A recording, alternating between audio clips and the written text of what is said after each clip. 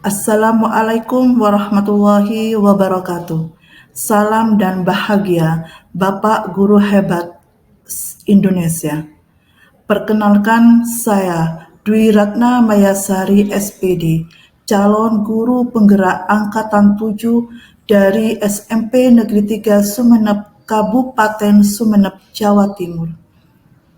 Pada kesempatan kali ini, saya akan memaparkan hasil aksi nyata saya pada modul 1.4, yaitu budaya positif. Bapak Guru Hebat Indonesia, pada kali ini izinkan saya memperkenalkan fasilitator saya yang membantu saya pada setiap kegiatan pendidikan guru penggerak, yaitu Bapak Supriyono MPD. Dan pengajar praktik saya yaitu Bapak Hendri Sainurullah SPD. Latar belakang pada aksi nyata modul 1.4 budaya positif yaitu karena kemajuan teknologi semakin pesat dan banyak hal yang mudah dilakukan dan diakses oleh anak, selain memberikan dampak positif, bisa juga memberikan dampak negatif. Sebagai contoh, budaya asing yang masuk tanpa adanya filter yang mudah ditiru oleh anak. Hal ini menyebabkan penurunan karakter pada anak. Maka salah satu cara untuk mengatasinya yaitu menanamkan kembali nilai-nilai karakter dan penerapan budaya positif di lingkungan sekolah. Penerapan budaya positif di lingkungan sekolah dibutuhkan kolaborasi antara guru dengan kepala sekolah, rekan sejawat, lingkungan masyarakat, dan murid. Maka, dengan diterapkannya budaya positif di sekolah, diharapkan murid memiliki karakter yang kuat sesuai dengan profil pelajar Pancasila, yaitu beriman dan bertakwa kepada Tuhan Yang Maha Esa, mandiri, bergotong royong, berkebenekaan global, bernalar kritis, dan inovatif. Tujuan dari aksi nyata ini yang pertama, menanamkan kembali karakter murid sesuai dengan profil pelajar Pancasila melalui pembiasaan-pembiasaan yang baik. Yang kedua, melibatkan murid dalam menentukan keyakinan kelas.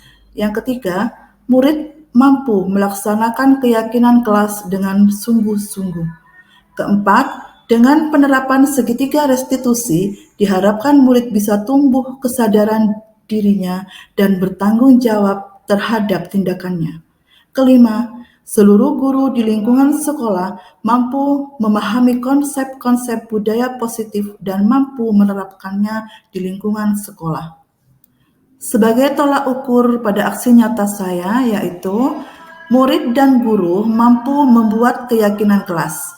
Murid secara sadar melaksanakan keyakinan kelas, murid bertanggung jawab atas keyakinan kelas yang telah mereka buat. Seluruh guru di lingkungan sekolah mampu memahami konsep-konsep budaya positif dan mampu menerapkannya. Baiklah, Bapak Guru Hebat Indonesia, rencana aksi nyata pada modul 1.4 budaya positif. Yang pertama, saya meminta izin kepada kepala sekolah untuk melaksanakan diseminasi aksi nyata modul 1.4 budaya positif di sekolah. Yang kedua, saya dengan murid melakukan atau membuat keyakinan kelas yang berpihak pada murid melalui kesepakatan kelas. Yang ketiga, saya melakukan diseminasi modul 1.4 budaya positif di lingkungan sekolah bersama kepala sekolah, guru, dan staf tata usaha. Nah, baiklah Bapak Guru Hebat, mari kita saksikan rencana aksi nyata saya yang pertama yaitu proses minta izin kepada Kepala Sekolah SMP Negeri 3 Sumeneb yaitu Bapak Saifulrijal Alinata SPD. Assalamualaikum Pak. Tujuan saya ke sini Pak mau minta izin Pak berhubungan dengan tugas saya. Jadi di angkatan 7 itu Pak harus menyampaikan pelibasan Pak tentang pendidikan guru penggerak saya tentang modul 1.4 budaya positif Pak. Kenapa saya harus minta izin Bapak ya?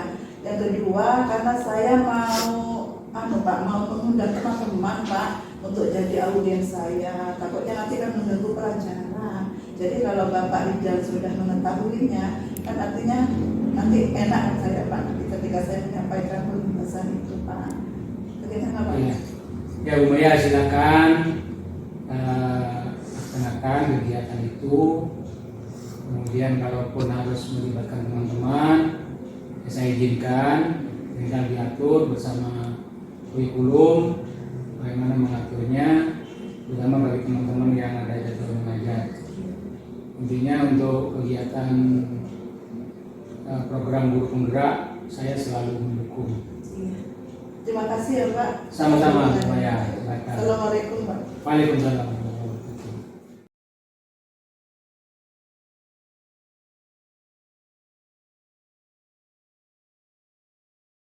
Warahmatullahi wabarakatuh. Waalaikumsalam warahmatullahi wabarakatuh. Bagaimana kabarnya hari ini? Baik. Alhamdulillah. Luar biasa. Allahu Akbar. Terima kasih anak-anakku kelas 83. Nah, pada kali ini Ibu akan membuat keyakinan kelas, di mana tujuan dari pembuatan keyakinan kelas ini adalah untuk penerapan budaya positif yang harus kalian terapkan di kelas maupun di sekolah. Nantinya keyakinan kelas yang kita buat harus kalian patuhi, harus kalian laksanakan, ya. Paham ya? Baik, Ibu akan menyebarkan kertas ini, kemudian diisi atau ditulis. Setelah menulis nanti ditempel di papan. Setelah ditempel kita buat kesepakatan kelas, keyakinan kelasnya. Apa yang kalian yakini nanti kita sepakati. Paham ya? Paham. Baik.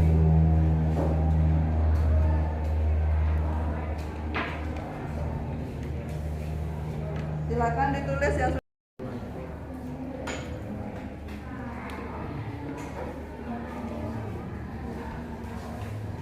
Silakan. Contohnya akan dimulai dari Diana, ditempel langsung ya, berdiri ditempel di depan. Langsung berdiri ditempel.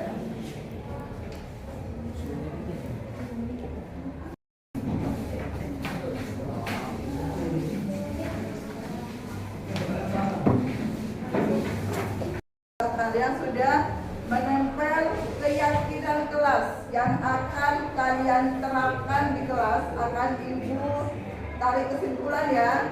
Di sini ada keyakinan kelas yang pertama, mematuhi aturan yang dibuat oleh sekolah dari kelas. Yang kedua, nah Ibu simpulkan di sini ya, keyakinan kelas.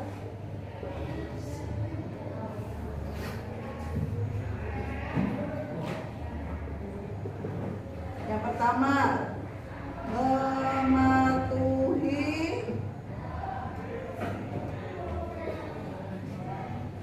tata tertib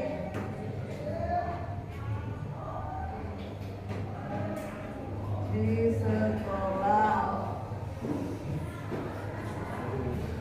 Dua, saling menghargai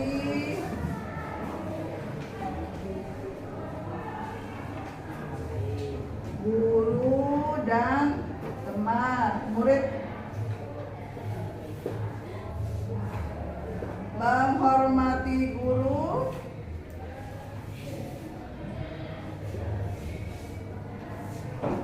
ketika pembelajaran berlangsung.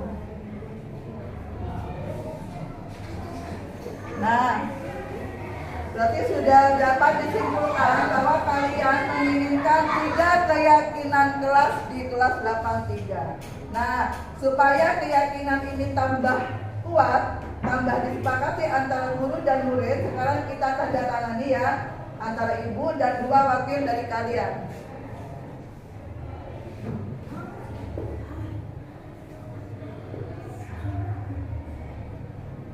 Silakan Sela, maju.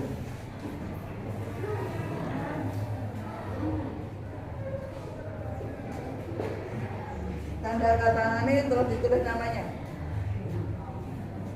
Akbar, setelah salam nanti Akbar ya.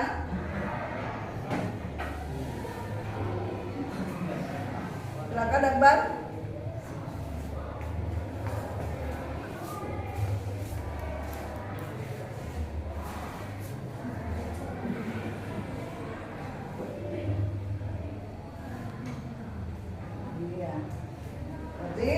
Sudah diwakili oleh dua teman kalian untuk membuat keyakinan kelas yang nantinya akan disepakati dan akan diterapkan oleh kalian ketika di kelas. Sudah paham anak-anak? Baiklah, sampai di sini dulu pembuatan keyakinan kelas hari ini. Ibu tutup dan ucapkan terima kasih ya. Ibu ucapkan terima kasih karena kalian sudah menyepakati keyakinan kelas yang kalian buat. Assalamualaikum warahmatullahi wabarakatuh. Waalaikumsalam warahmatullahi wabarakatuh.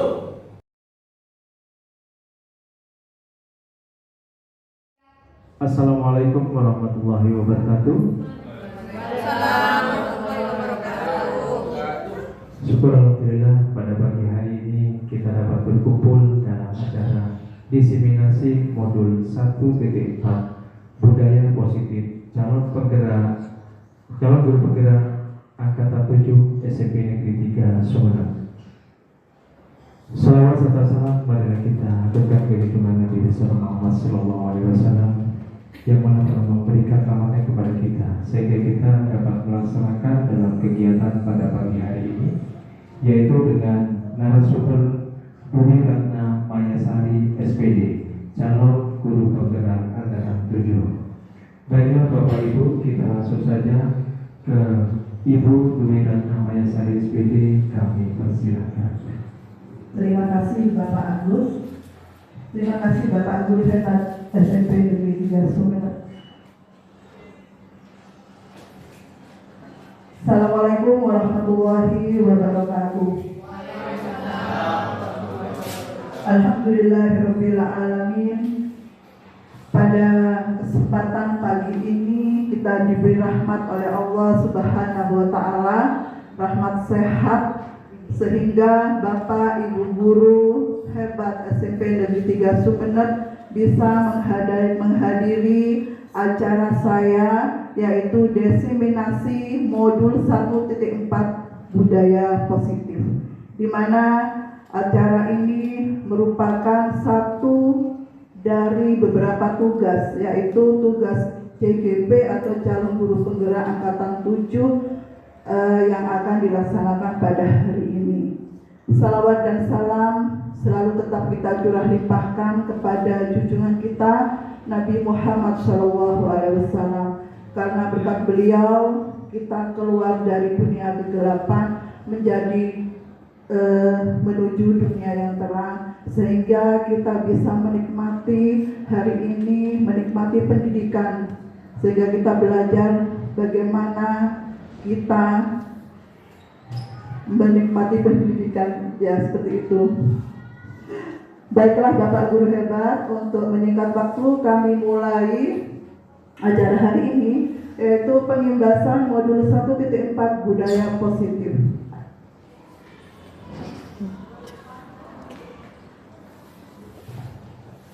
Salam bahagia. Semoga kita selalu bahagia, selalu sehat dalam menjalani tugas-tugas keseharian kita di SMP Negeri 3 Sumeneb.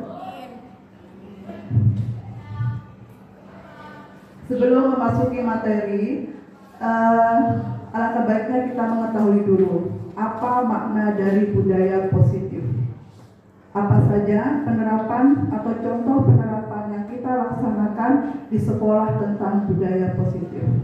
Mungkin dari Bapak Guru Hebat SMP 3 Sumeneb bisa membantu saya untuk menjelaskan tentang budaya positif dan penerapan contohnya di sekolah.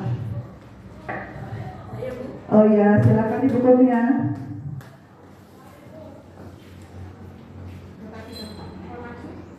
Tetap di tempat saja.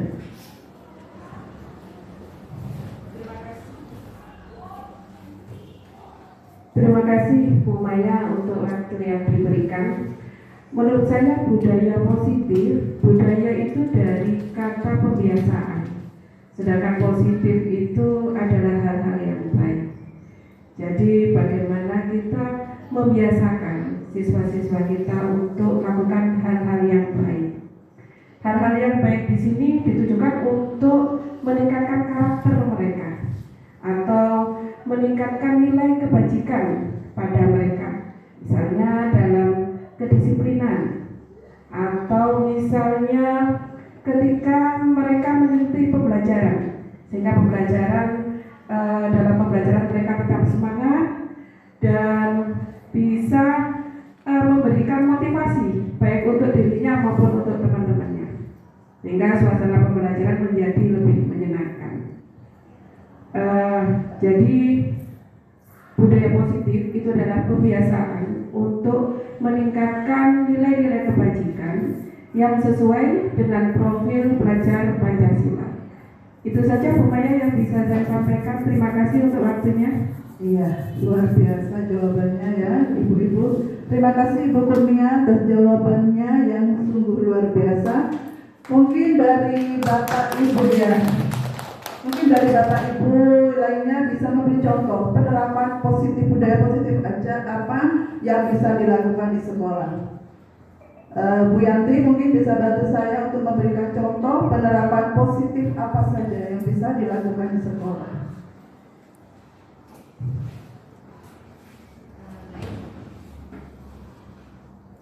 Baik, terima kasih. Budaya positif yang ada di sekolah itu misalnya itu salam dan salim pada waktu kita akan anak-anak datang ke sekolah. Jadi budaya yang ada di SMP 3 itu selalu kita terapkan di sini. Itu yang pertama. Baik, terima kasih Bu Maya. Budaya yang ada di SMP 3 itu adalah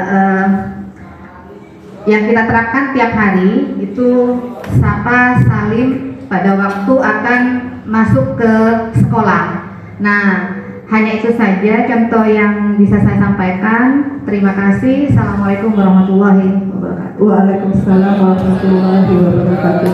Terima kasih Bu Yanti, contoh yang sudah disampaikan.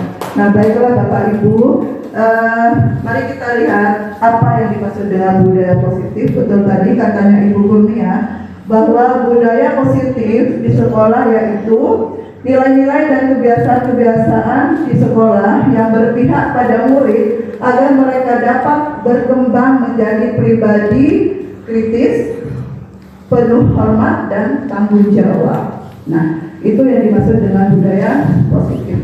Salah satu contoh disiplin. Tadi sudah disebutkan sama Ibu Kurnia, disiplin. Terus yang Ibu Yanti, ketika murid datang ke sekolah pada pagi hari selalu disambut oleh guru-guru dan mereka melakukan salam, senyum dan sapa. Nah, itu adalah salah satu contoh dari budaya positif yang khususnya ada di sekolah kita SMP Negeri 3 Sumeneb.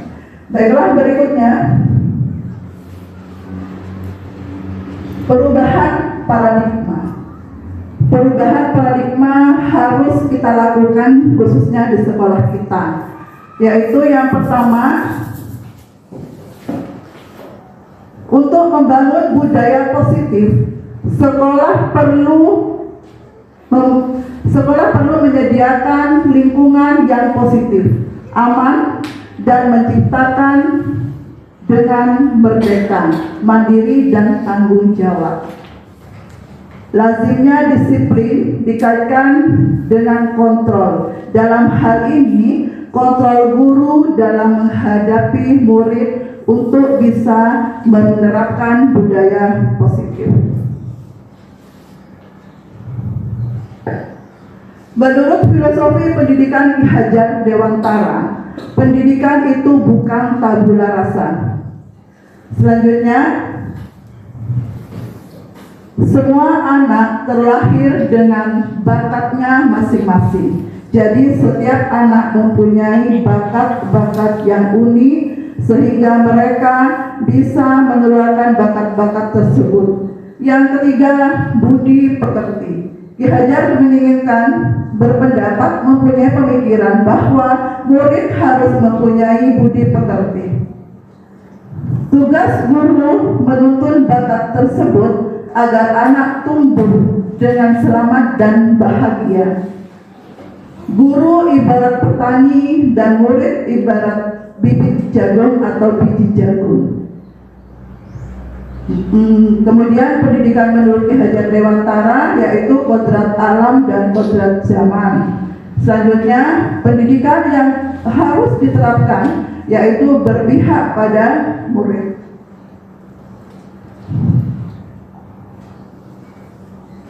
Perubahan paradigma yang berikutnya yaitu stimulus respon, sehingga dari stimulus respon akan menjadi teori kontrol. Jadi kita sebagai guru harus menerapkan teori kontrol terhadap murid atau peserta didik kita, yaitu ketika kita sebagai guru akan mengubah orang lain, akan mengubah murid kita dari yang berpandangan atau keinginan kita, itu tidaklah benar sebenarnya Bapak Ibu ya. Yang benar adalah kita sebagai murid harus berusaha memahami, kita sebagai guru harus berusaha memahami pandangan murid kita, apa yang murid kita mau. Jadi itulah pendidikan yang diinginkan oleh Ki Hajar Dewantara. Salah satu contoh lagi, orang lain bisa mengontrol kita, tetapi sebenarnya dengan menggunakan teori kontrol, hanya kita sendiri yang bisa mengontrol diri kita sendiri. Nah, itulah paradigma yang harus kita ubah ketika kita pembelajaran di kelas. Berikutnya, apa makna disiplin? Disiplin ini adalah satu kesatuan yang ada dalam budaya positif. Kata disiplin sering dikaitkan dengan tata tertib dan kepatuhan pada peraturan. Kata disiplin juga sering dihubungkan dengan hukuman. Padahal itu sungguh berbeda. Karena belajar dengan disiplin tidak harus dengan hukuman. Justru itu adalah salah satu alternatif terakhir dan kalau perlu tidak digunakan sama sekali. Contoh, ketika kita mengajar di kelas, sebenarnya kalau kita ada murid yang melakukan kesalahan, lalu kita menghukum mereka dengan cara kita, itu sebenarnya salah Bapak Ibu. Sebenarnya kita harus memahami mereka. Kenapa mereka seperti ini? Kenapa mereka berbuat salah? Jadi mulai hari ini mari kita ubah mindset kita dengan memberi hukuman kepada mereka dengan cara menanyakan masalah mereka, kenapa mereka sampai seperti ini. Nah, begitu Bapak Ibu. Kemudian selanjutnya teori motivasi perilaku manusia ada dua, yaitu motivasi eksternal dan motivasi internal. Motivasi eksternal itu adalah motivasi yang tumbuh dari orang lain. Salah satu contoh, ketika kita mengajar anak-anak pembelajaran di kelas, ketika anak-anak kita beri tugas, silakan kamu kerjakan tugas itu.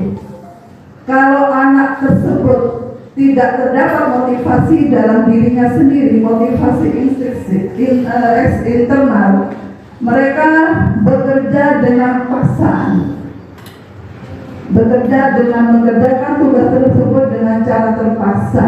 Karena apa? Karena mereka takut dihukum oleh gurunya kalau tidak mengerjakan tugas tersebut. Jadi itu yang dinamakan dengan motivasi eksternal. Sedangkan motivasi internal, ketika anak itu bekerja, muncul dari dirinya sendiri karena mempunyai rasa tanggung jawab yang besar untuk melakukan tugas dari bapak dan ibu gurunya, sehingga mereka mengerjakan tugas yang diberikan oleh ibu guru atau bapak gurunya. Jadi karena mempunyai rasa tanggung jawab yang besar, maka ini yang dinamakan dengan motivasi internal. Itu adalah tadi perbedaan motivasi eksternal dan internal.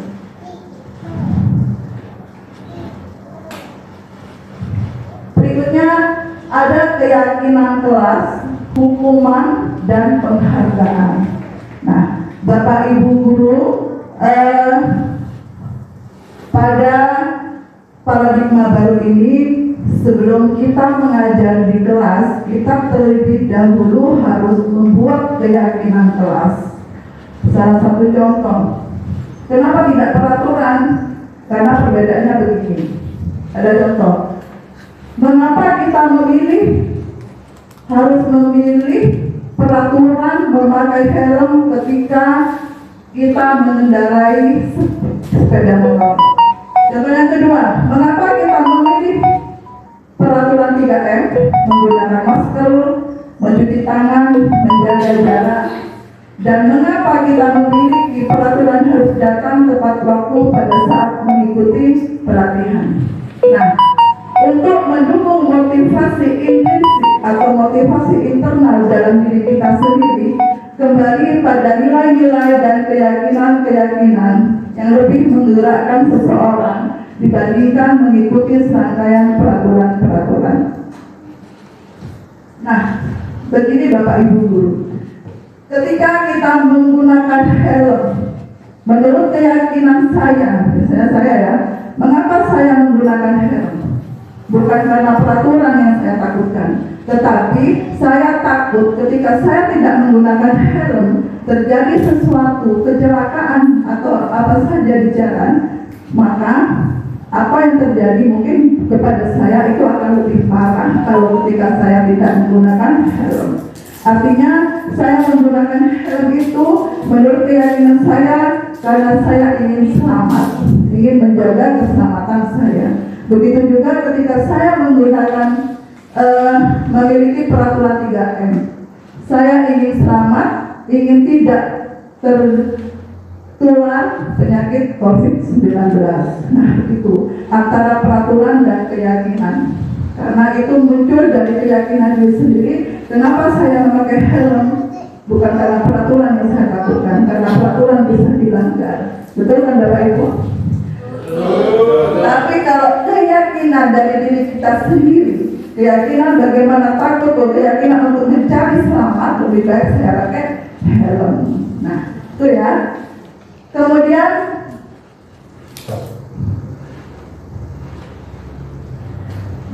keyakinan kelas adalah nilai-nilai kebajikan atau prinsip-prinsip universal yang disepakati bersama secara universal, lepas dari latar belakang suku, negara, bahasa, maupun agama.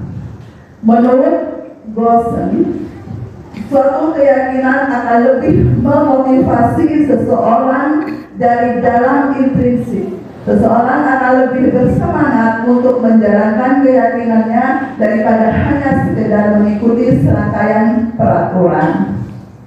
Nah, maka itu Bapak Ibu, kita perlu di kelas, ketika kita sebelum memulai pembelajaran kita harus terlebih dahulu membuat keyakinan, sehingga nanti ketika kita memulai pembelajaran akan lebih kondusif karena sudah ada keyakinan yang disepakati oleh guru dan murid. Nah, ini adalah salah satu contoh pembentukan dari keyakinan kelas. Warahmatullahi wabarakatuh. Waalaikumsalam warahmatullahi wabarakatuh. Bagaimana kabarnya hari ini? Baik. Alhamdulillah, luar biasa. Allahu Akbar. Terima kasih anak-anakku kelas 83. Nah, pada kali ini Ibu akan membuat keyakinan kelas, di mana tujuan dari pembuatan keyakinan kelas ini adalah untuk penerapan budaya positif yang harus kalian terapkan di kelas maupun di sekolah.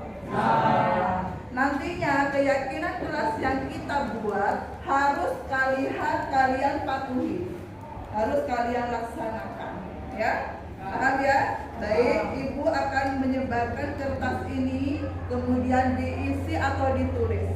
Setelah menulis nanti ditempel di papan, Setelah ditempel kita buat kesepakatan kelasnya, keyakinan kelasnya. Apa yang kalian yakini nanti kita sepakati. Paham ya? Paham. Baik.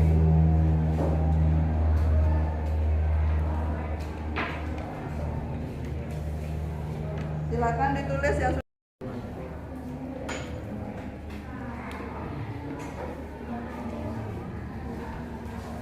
Ya, silakan. Contohnya. Akan dimulai dari Diana, ditempel langsung ya, berdiri ditempel di depan. Langsung berdiri ditempel.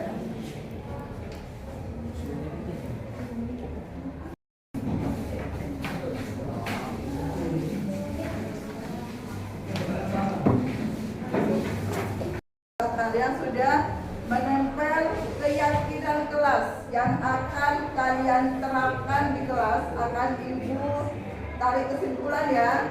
Di sini ada keyakinan kelas yang pertama, mematuhi aturan yang dibuat oleh sekolah dari kelas.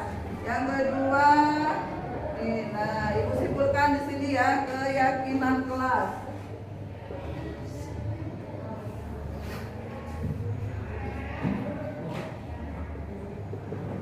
Yang pertama, mematuhi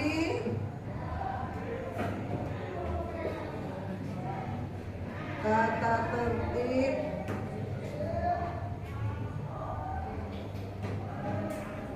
di sekolah. Dua, saling menghargai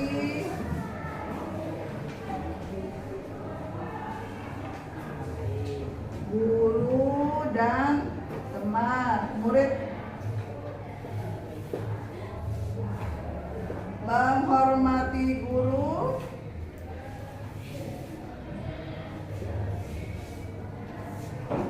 ketika pembelajaran berlangsung. Nah, berarti sudah dapat disimpulkan bahwa kalian menginginkan 3 keyakinan kelas di kelas 83. Nah, supaya keyakinan ini tambah kuat, tambah disepakati antara guru dan murid, sekarang kita tanda tangani ya, antara ibu dan 2 wakil dari kalian.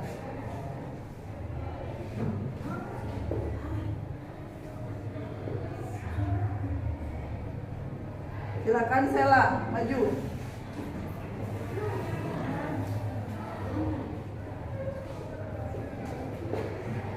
Tanda tangani terus ditulis namanya. Akbar, setelah Sela nanti Akbar ya.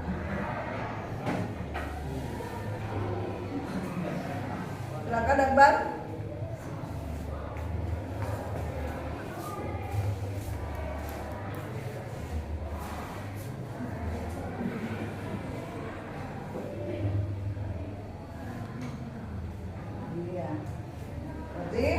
Sudah diwakili oleh 2 teman kalian untuk membuat keyakinan kelas yang nantinya akan disepakati dan akan diterapkan oleh kalian ketika di kelas. Sudah paham anak-anak? Nah, sampai di sini dulu pembuatan keyakinan kelas hari ini. Ibu tutup dan ucapkan terima kasih ya. Ibu ucapkan terima kasih karena kalian sudah menyepakati keyakinan kelas yang kalian buat. Assalamualaikum warahmatullahi wabarakatuh. Waalaikumsalam warahmatullahi wabarakatuh. Ini adalah ketika anak-anak menempel curahan hati mereka untuk membuat keyakinan kelas. Ini adalah ketika saya menyepakati atau menyimpulkan keyakinan kelas yang akan kita laksanakan di kelas. Berikutnya,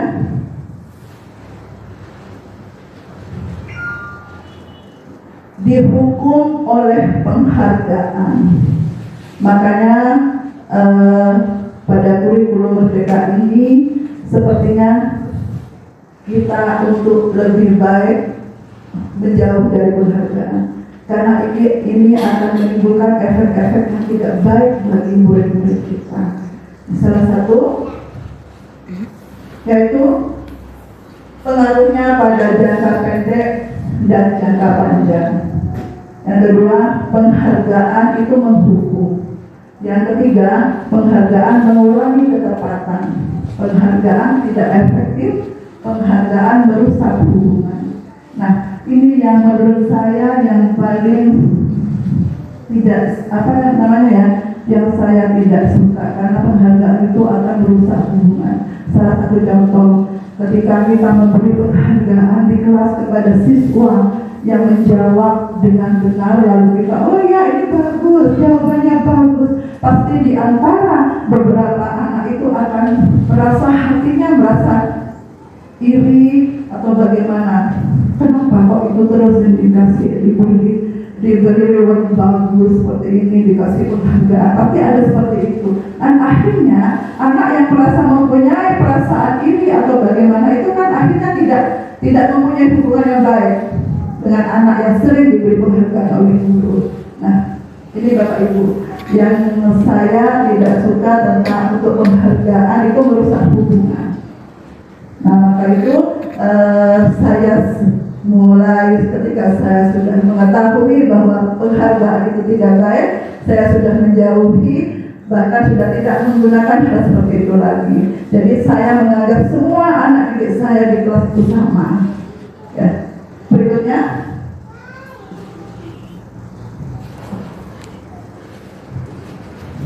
tindakan baru. Nah, di sini Bapak Ibu ada perbedaannya, ada hukuman dan konsekuensi. Karena antara hukuman dan konsekuensi itu bedanya tipis. Nah, sekarang menurut Bapak Ibu ya, mari saya baca nanti menurut Bapak Ibu apa ini masuk hukuman atau masuk konsekuensi ya. Yang pertama, mencatat 100 kali di dalam buku dengan kalimat saya tidak akan terlambat lagi karena terlambat ke sekolah. Ini masuk hukuman atau konsekuensi? Hukuman, ya. Nanti kita lihat jawabannya ya. Selanjutnya, yang kedua, lari mengelilingi lapangan basket 2 kali karena terlambat hadir di sekolah. Hukuman. 3, murid diminta untuk push up 15 kali karena tidak menggunakan masker ke sekolah. Hukuman. Menggantikan kertas tugas teman yang telah dicoret-coret. Konsekuensi. Membersihkan tumpahan air di meja tulis karena tersenggol pada saat belajar. Konsekuensi. Meminta murid tidak mengenakan sepatu keseharian di sekolah karena tidak menggunakan sepatu hitam.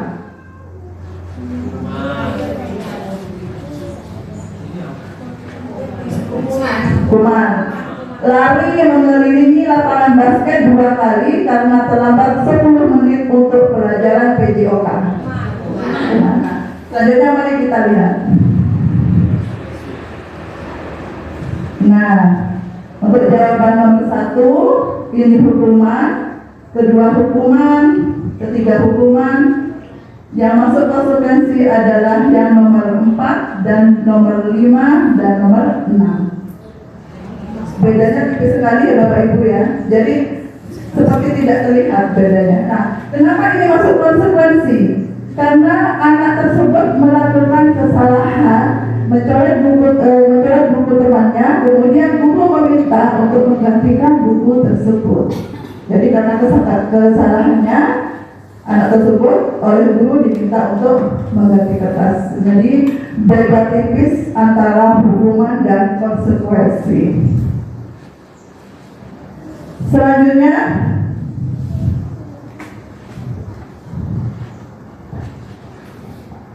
nah ini adalah perbedaan hukuman dan konsekuensi yang sudah saya tadi jelaskan.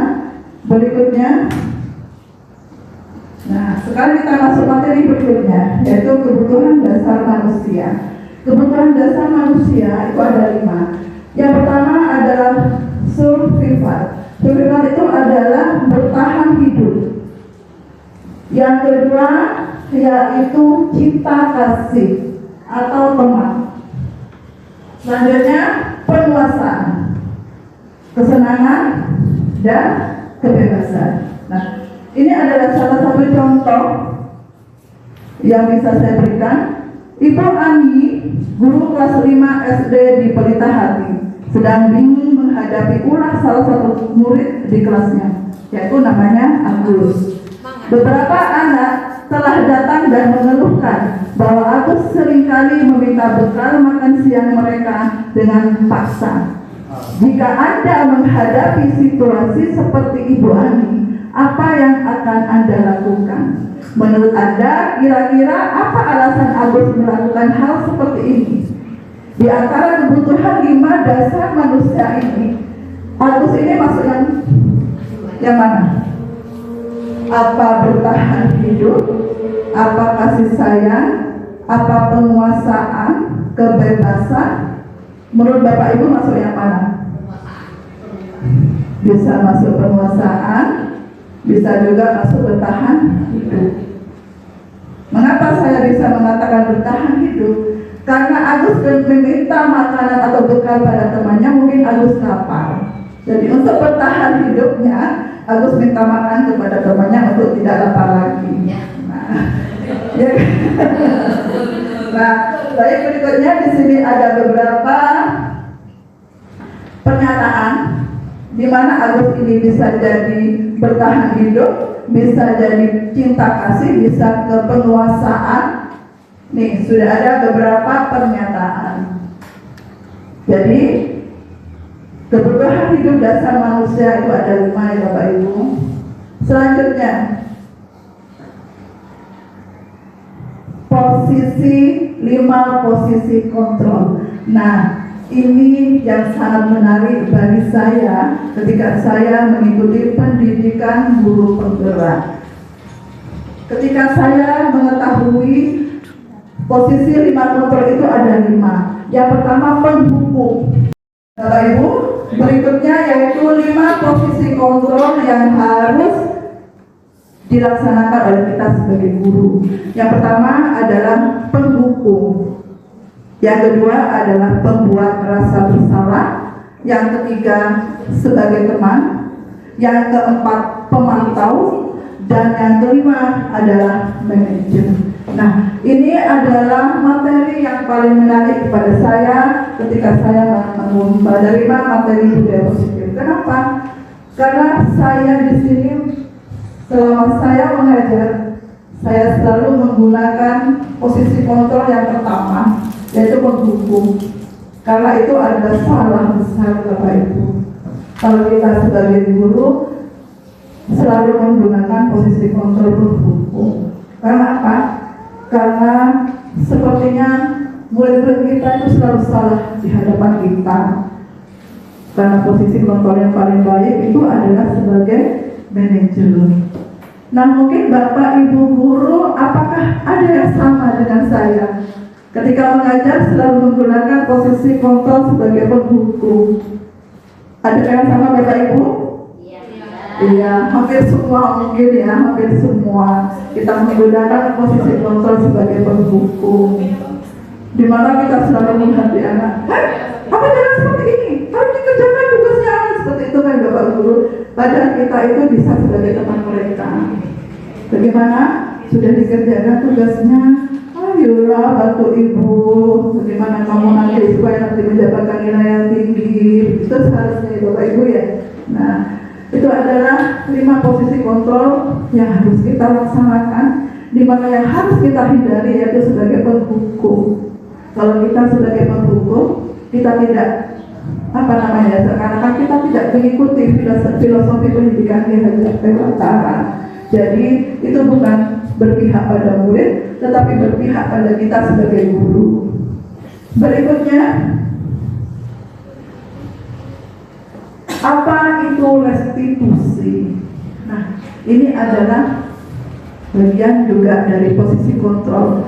Restitusi itu adalah proses menciptakan kondisi bagi murid untuk memperbaiki kesalahan mereka, sehingga mereka bisa kembali pada kelompok mereka dengan karakter yang lebih kuat. Nah, itu artinya restitusi. Contoh, ketika kita sering melihat siswa kita atau murid kita terlambat, itu jangan langsung dihukum Bapak Ibu. Kita panggil anak itu, kemudian kita validasi kesalahan mereka. Kita tanya, kenapa sering terlambat ke sekolah? Apa yang terjadi pada dirimu? Kenapa? Apa alasannya? Nah, ini 9 ciri restitusi. Yang pertama, restitusi itu bukan untuk menebus kesalahan, namun untuk belajar dari kesalahan. Yang kedua, restitusi itu dapat memperbaiki hubungan antara guru dengan murid, antara murid dengan murid, baik pun maupun antara guru dengan guru. Yang ketiga, tawaran. Restitusi itu adalah tawaran, bukan paksaan. Yang keempat, restitusi menuntun untuk melihat di dalam diri, artinya introspeksi diri. Yang kelima, restitusi mencari kebutuhan dasar yang mendasari tindakan. Yang keenam, restitusi diri adalah cara yang paling baik untuk memperbaiki diri. Yang ketujuh, restitusi fokus pada karakter, bukan pada tindakan. Restitusi fokus pada solusi. Jadi kita mencari solusi dengan merestitusi murid kita. 9. Restitusi mengembalikan murid yang berbuat salah pada kelompoknya. Nah, ini adalah 9 ciri-ciri restitusi. Nah, ini adalah yang dimaksud saya tadi tentang bagaimana cara kita merestitusi murid. Ada 3. Yang pertama, validasi tindakan yang salah. Yang kedua, 3. nah Bapak Ibu, ini adalah segitiga restitusi. Bagaimana cara kita merestitusi murid kita ketika melakukan kesalahan. Yang pertama, yaitu validasi tindakan yang salah. Menanyakan kepada siswa kita atau murid kita tentang misalnya mereka terlambat, ya saya terlambat, mengapa kamu terlambat? Apa alasannya terlambat? Yang kedua, menstabilkan identitas. Kita beri pengertian kepada murid tersebut bahwa kita juga pernah melakukan kesalahan. Jadi biar mereka itu paham bahwa bukan hanya dia yang melakukan kesalahan, juga diberi pengertian sehingga mereka bisa berpikir bahwa bukan hanya dia masalah. Yang ketiga yaitu menanyakan keyakinan. Apakah mereka bisa berubah dari sering terlambat menjadi tidak terlambat? Kita tanyakan. Nah, kalau mereka bisa, ya Bu, saya siap berubah. Mulai kapan? Mulai hari ini. Nah, pasti mereka akan seperti itu, Bapak Ibu. Jadi kita di sini bukan mencari kesalahan mereka, tetapi kita memperbaiki tingkah laku mereka yang sering terlambat. Itu salah satu contoh ketika mereka sering terlambat. Misalnya ketika mengajar di kelas, kita menemukan anak didik kita makan di kelas, tapi jangan langsung kita tegur mereka ketika mereka mengajar. Tapi setelah kita selesai mengajar, kita panggil anak tersebut, kita panggil misalnya duduk di luar, kita tanya, kenapa kamu makan minum di kelas? Nah, seperti itu Bapak Ibu. Kalau kita langsung memanggil mereka ke depan, menegur mereka, nah, pikiran mereka akan merasa apa ya? Kok terus aku malah seperti ini kalau seperti ini. Itu kan pasti Bapak Ibu ya, mereka akan merasa doa meskipun mereka berbuat salah. Jadi kita panggil setelah kita mengajar, panggil anak tersebut keluar, kita ajak berbicara, kita ajak restitusi mereka dengan 3 restitusi tersebut. Nah, itu adalah segitiga restitusi. Berikutnya, nah ini Bapak Ibu, contoh saya ketika jika saya merestitusi murid saya di kelas 83. Assalamualaikum Feni. Apa kabarnya hari ini Feni? Baik. Feni sehat hari ini? Sehat. Alhamdulillah. Feni tidak ada kendala apapun ke sekolah hari ini?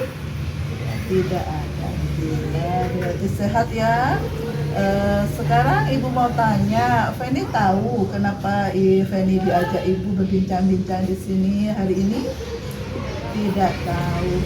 Tadi Feni merasa tidak ya, ketika ibu mengajar di jam pertama tadi, ibu mendapati Feni itu minum dan makan di kelas. Feni sadar? Feni tahu kalau ibu itu tahu kalau Feni sedang makan dan minum di kelas. Apakah Feni merasa bersalah atau bagaimana ketika Feni melakukan perbuatan makan dan minum di kelas itu? Bersalah. Nah, apakah itu merupakan perbuatan yang baik, Nak? Tidak. Nah, untuk itu sebenarnya ya Feni, tentang perlakuan itu sebenarnya itu bukan hanya terjadi pada Feni. Ibu juga selaku manusia juga pernah melakukan kesalahan ya, tapi ibu juga merasa bahwa itu salah, jadi akhirnya ibu tidak mengulangi lagi. Begitu juga Feni kan? Feni tidak akan mengulangi lagi kan?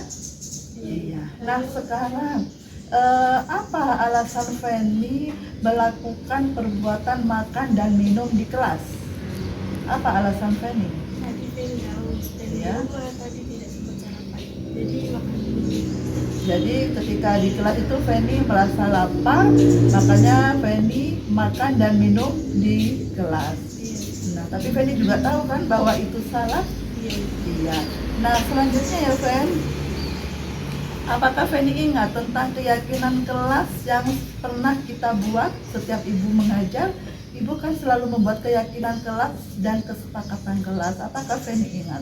Iya. Ingat. Salah satunya yaitu Tidak makan dan minum di kelas Tidak. dan tidak merasa mengganggu teman. iya, jadi tidak makan dan minum di kelas sehingga tidak mengganggu teman dan menghargai teman. Dan Feni sudah tahu itu kan ya Nak ya. Nah setelah Feni tahu dan ingat komitmen yang kita buat setiap pembelajaran yang kita lakukan, apakah Feni bisa mengubah perbuatan ini menjadi lebih baik atau bagaimana? Dengan alasan apa Feni bisa mengubah sikap makan dan minum di kelas ini? Dengan makan di rumah dan minum sebelum pelajaran. Iya.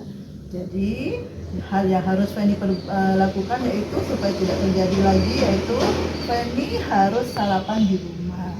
Ya, misalnya haus, Feni harus minum dulu di rumah supaya tidak terjadi hal-hal yang tidak diinginkan. Iya, paham? Nah sekarang ibu tanya, apakah Feni akan mengulangi lagi hal perbuatan yang tidak baik ini? Tidak. Yakin? Yakin. Dan mulai kapan Feni akan merubah sikap yang tidak baik seperti yang Feni lakukan ini? Mulai kapan, Nak? Mulai hari ini. Mulai hari ini dan bisa dilanjutkan sampai seterusnya? Alhamdulillah, berarti Feni ini sudah menyadari kesalahan Feni dan sudah berusaha untuk merubah sikap yang tidak baik seperti makan dan minum di kelas. Oke, semangat Feni, semangatnya belajar, semangat untuk tidak melakukan perbuatan yang salah. Baik, terima kasih ya Feni. Semoga perbincangan kita hari ini bermanfaat untuk Feni dan juga bermanfaat untuk ibu ya. Tos dulu Feni. Ya, terima kasih Feni. Silakan kembali ke kelas ya. Terima kasih. Iya, sama-sama. Assalamualaikum. Salam. Oh iya, Ila, masuk Ila. Silakan. Silakan duduk Ila. Assalamualaikum Ila. Bagaimana kabarnya hari ini? Baik, alhamdulillah. Apakah tadi terlambat lagi? Iya, Ila hampir tiap hari terlambat ya? Iya, terlambat tiap hari. Nah, ibu mau nanya, masuknya sekolah kita jam berapa? 6.45. 6.45. Ila datang ke sekolah Kadang jam 7, kadang lebih dari jam 7. jam 7. Itu kan berarti terlambatnya jauh ya Ila ya. Hampir tiap hari Ila tidak ikut mengaji di kelas kan? Iya. Nah, alasan Ila tidak selalu terlambat ke sekolah itu apa Ila? Apakah ada alasan di rumah atau bagaimana, gimana? Karena tidurnya terlalu malam dan sibuk main game sampai lupa waktu. Jadi Ila sibuk main game, bukan sibuk belajar? Bukan. Terus dari sibuknya main game sampai malam tidurnya? Begitu. Sampai jam berapa tidurnya malam? Jam 12 itu paling malam atau bagaimana? Paling malam. Jadi alasannya itu ya. Selain alasan itu ada lagi apa enggak? Ya, ada, berarti alasannya karena Ila terlalu sibuk main game sehingga lupa waktu tidur. Nah sekarang Ibu beritahu ya Ila kalau terlambat itu adalah hal yang tidak baik, iya kan? Terlambat tidak baik. Tetapi perlu Ibu dan Ila pahami ya, berbuat salah itu tidak hanya dilakukan oleh Ila. Ibu juga pernah melakukan kesalahan seperti terlambat sekolah ya, terlambat di kelas. Nah, tapi sekarang di sini Ibu tidak akan mencari siapa yang salah, siapa yang benar, ya. Nanti bagaimana kita bisa mengubah sikap kita, yaitu terutama tentang kita terlambat ke sekolah, ya. Jadi sekarang apakah menurut Ila ya, apakah perbuatan terlambat ke sekolah itu perbuatan yang baik atau yang bagaimana? Yang tidak bagus. Tidak bagus atau tidak baik ya, karena akan merugikan siapa? Kita sendiri. Ya, merugikan Ila. Jadi Ila harus punya motivasi dalam diri Ila untuk tidak terlambat lagi ke sekolah. Nah, sekarang Ibu tanya, apakah Ila ingat ketika kita awal di kelas ada keyakinan kelas kan? Apakah ingat salah satu keyakinan kelas tentang keterlambatan Ila? Apa Ila? Komitmen. Iya. Nah, komitmennya juga gimana? Komitmennya usaha atau melakukan atau kesepakatan di kelas. Iya, kesepakatan komitmen untuk tidak terlambat. Itu salah satunya ya. Nah, sekarang apakah ada usaha Ila untuk mengubah yang selalu terlambat ke sekolah? Apakah ada usaha untuk mengubah itu dari diri Ila? Terutama dari diri Ila dulu. Ada. Ya, apa salah satunya? Atau sebutkan beberapa yang bisa Ila ubah supaya tidak terlambat lagi ke sekolah. Akan tidur lebih awal dan bangun lebih awal dan tidak sibuk main game. Iya. Jadi yang pertama tidurnya lebih awal ya, paling tidak jam 9 atau jam 10 paling malam tidur ya. Ketika kamu tidurnya jam 9 atau jam 10 maka bangunnya akan lebih awal. Jadi dikurangi main game-nya. Jadi jangan langsung kamu berhenti, tapi dikurangi tidak apa-apa. Berhenti boleh lebih bagus. Itu semua untuk siapa? Untuk Ila, untuk kebaikan Ila. Nah, sekarang tentang keyakinan komitmen, keyakinan kelas komitmen itu sekarang Ila sudah bisa mau mengubah kan? Mengubah komitmen Ila dari terlambat untuk tidak terlambat. Nah, mulai kapan Ila akan mengubah komitmen ini? Mulai sekarang dan seterusnya. Ila bisa melakukan ini? Bisa. Ila berjanji pada siapa? Sama diri sendiri. Iya, bagus. Ila harus berjanji pada diri Ila bahwa Ila tidak akan terlambat lagi. Nah, itu tadi tujuan Ibu untuk memanggil Ila ke sini, mau menanyakan kenapa Ila sering terlambat. Siap untuk berkomitmen untuk tidak terlambat lagi? Siap. Semangat Ila. Tos. Makasih ya Ila. Nanti ketika Ila akan terlambat Ibu ingatkan ya. Iya. Assalamualaikum. Silakan kembali kelas ya. Iya. Ini anak Feni, murid Feni yang pernah saya ketahuan dia makan di kelas. Dan ini adalah Ila yang sering terlambat datang ke sekolah. Berikutnya Terima kasih Bapak Ibu guru hebat. Salam penggerak, salam guru penggerak.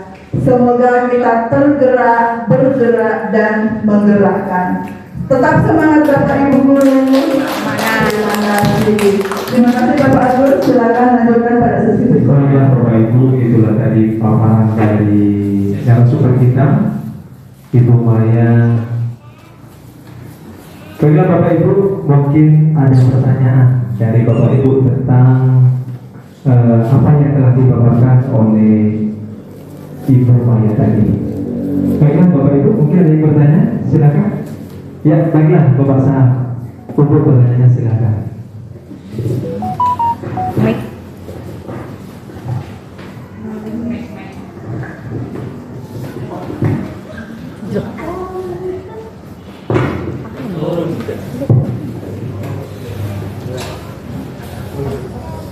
Assalamualaikum warahmatullahi wabarakatuh. Waalaikumsalam warahmatullahi wabarakatuh. Terima kasih atas kesempatan yang saya untuk sedikit bertanya tentang informasi yang telah diberikan oleh Ibu Duwirna Mayasari. Iya, silakan Pak. Terkait dengan keyakinan kelas. Ketika guru dan murid sudah membuat keyakinan kelas dan di tengah perjalanan masih ada murid yang tidak mentaati keyakinan kelas yang sudah mereka sepakati, apa yang harus guru dan murid lakukan? Terima kasih. Assalamualaikum warahmatullahi wabarakatuh. Waalaikumsalam warahmatullahi wabarakatuh. Langsung ya Pak Agus, saya jawabkan. Ya, silakan Ibu Maya. Terima kasih Pak Sahab. Pertanyaannya luar biasa yang tidak pernah saya pikirkan sebelumnya. Nah, ketika kita sudah membuat keyakinan kelas di kelas kita, pada suatu saat atau di tengah perjalanan ada beberapa siswa tidak meyakini atau tidak melaksanakan atau melanggar keyakinan kelas yang kita buat antara guru dan siswa. Nah, saya atau kita sebagai guru bertanya lagi pada mereka, apakah keyakinan kelas ini mau diubah atau bagaimana? Begitu Bapak, kita tanya kepada mereka. Dan misalnya mereka, udah diubah saja. Baik, kalau kalian mau mengubah keyakinan kelas, mari kita mulai dari awal lagi. Kita membuat keyakinan kelas ini tentang apa yang kalian yakini dan tidak akan dilanggar oleh kalian. Nah, jadi intinya kita membuat keyakinan kelas itu sebenarnya Bapak Ibu guru harus secara berkala. Misalnya 1 bulan sudah tidak cocok lagi dipakai keyakinan kelas, kita buat lagi. Seperti itu. Nah, seperti itu Pak Sahab jawabannya. Semoga Pak Sahab puas jawaban saya. Bagaimana Pak Sahab? Terima kasih. Iya, terima kasih Pak Sahab. Kita kasih aplaus dulu. Baiklah Bapak Ibu, dari beberapa paparan dari Ibu Maya tadi, bahwa suatu keyakinan itu kita bisa berubah atas kesepakatan bersama di kelas. Betul ya Bu Maya ya? Iya. Ya, terima kasih. Mantap Pak Agus, moderator mantap ya. Silakan. Baiklah Bapak Ibu, mungkin ada yang bertanya lagi? Silakan Bapak Ibu.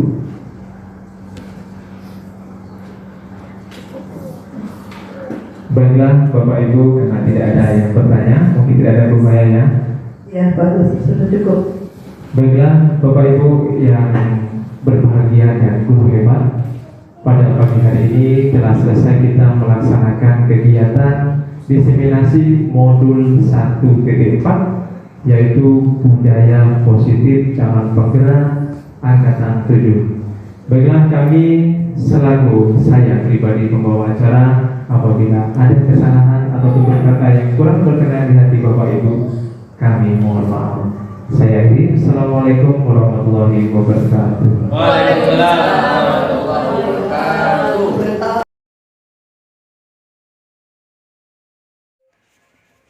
Assalamualaikum warahmatullahi taala wabarakatuh. Terima kasih Bu Maya atas penjelasannya yang kemarin tentang budaya positif.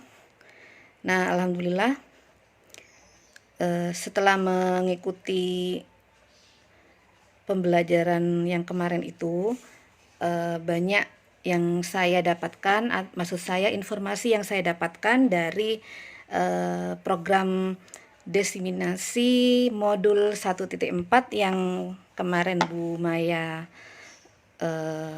jelaskan, yaitu yang pertama tentang budaya positif yang ada di sekolah. Seperti yang dipaparkan kemarin bahwa budaya positif yang ada di sekolah tersebut adalah seperti salam, salim, dan senyum yang kita terapkan di sekolah kita, dan itu tiap hari juga kita laksanakan. Penjelasan yang kedua tentang 5 posisi kontrol guru.